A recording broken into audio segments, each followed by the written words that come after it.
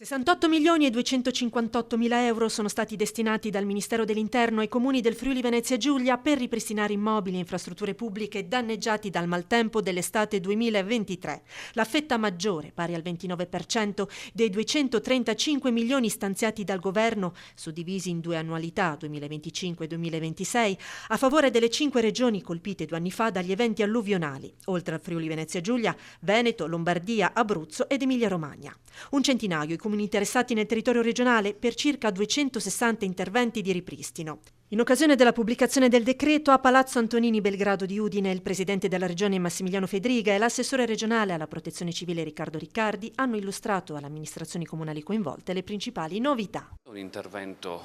che coinvolge moltissimi comuni della regione e con il quale, devo dire, anche in collaborazione del governo siamo riusciti a garantire decine di milioni di euro per gli interventi sul territorio, con anche oltretutto anticipi garantiti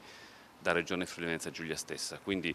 è una risposta che, come in passato, riusciamo a dare ai comuni e quindi ai cittadini del Friuli Venezia Giulia. Consentirà di avere un ulteriore pacchetto di risorse a beneficio di interventi del patrimonio pubblico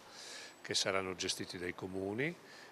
che sono con competenza finanziaria 25-26, e la Regione ha fatto una norma di legge dotando un capitolo di 35 milioni, che sostanzialmente è la metà di quelle risorse,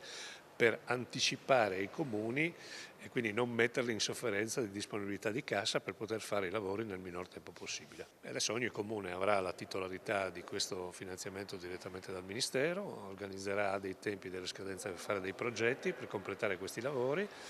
avrà un'anticipazione come prevista dal decreto da parte del Ministero, la parte mancante di quell'anticipazione lo anticipa la Regione.